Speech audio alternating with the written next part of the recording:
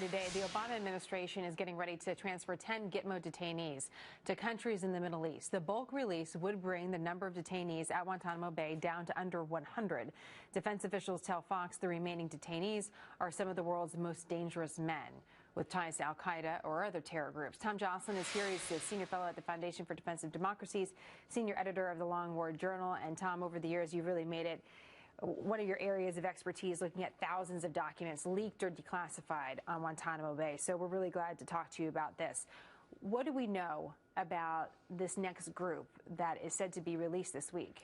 Well, we don't know which specific 10 guys are going to be transferred, but the bottom line you have to keep in mind here is that when President Obama came into office in January 2009, he inherited a predominantly high-risk population. So Joint Task Force Guantanamo, which oversees the facility, evaluated all the detainees who had ever gone through there.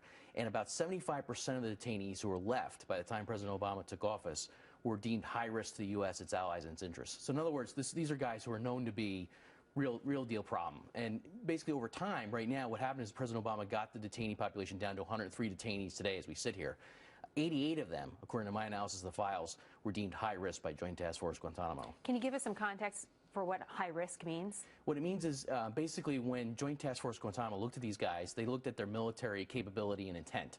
So do these guys have the capability to do harm to us or our allies around the world, and do they have the intent to do that? And what they determined with overwhelming majority of these guys is yes, they did have the capability and intent to do harm to us. So for example, one of the guys was transferred just on Friday, okay? President Obama's own task force said this is a dangerous guy who should be kept in detention indefinitely. The guy who was transferred on Monday, President Obama's task force said this is a dangerous guy who should be kept in detention indefinitely. And so now we're down to these guys who even Obama's own task force said they should be held under the laws of war indefinitely, and now they're being transferred out. So what's changed? Nothing.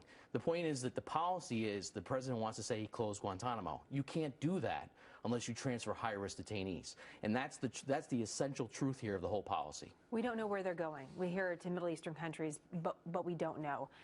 As someone who is steeped in all of this information, you look at propaganda as well from different jihadi groups. What do you think this means for our national security?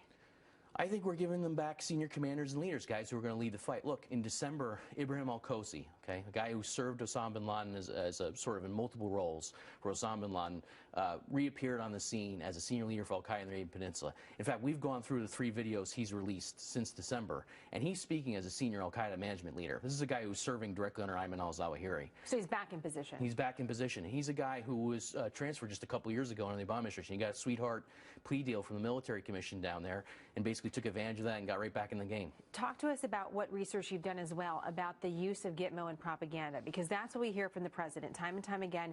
This is a propaganda issue. It's a recruiting issue. Gitmo is hurting us.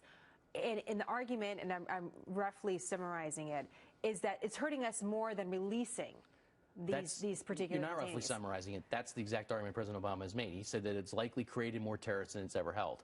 This is flat false. We look through the propaganda every day from the Islamic State, al-Qaeda, all the branches of al-Qaeda.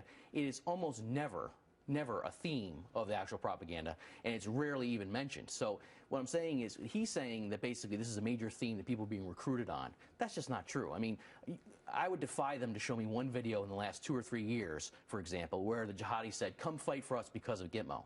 It just doesn't happen. I have a quick final question for you, because the focus is so much about ISIS. We've kind of moved off al-Qaeda, at least when it comes to the news. In public perception, anyway. Well, public perception. So that gives us perhaps a false sense of security that the focus is on the #1 terror group that's more active rather than al-Qaeda that seems less active. Walk us through that, Tom, because these are still al-Qaeda guys as we know it. Al-Qaeda loves this. I mean, they want everybody to have the attention on ISIS and Islamic State because it allows them to play their game and to sort of move forward. Look, you know, even in Jordan, a country that's been on the front lines against al-Qaeda, has released a senior al-Qaeda cleric out of prison to go on TV to talk about the dangers of ISIS. So now al-Qaeda says that they're the moderate force, the moderate jihadi force in the Muslim majority world. This is a nightmare for us in the long run, because what's happening now is al-Qaeda is positioning itself, triangulating off of ISIS to portray itself as an acceptable force in the Middle East. Think about that. Here we are now, this many years after 9/11, and al-Qaeda is portraying itself as the moderate fighting force in the Middle East. So what a booking on television if you're booking that guy as an expert, a terror expert, al-Qaeda member. Wow, gives us a lot to think about as always. Tom, great to have you on the program. No, thank you. Thank you. John?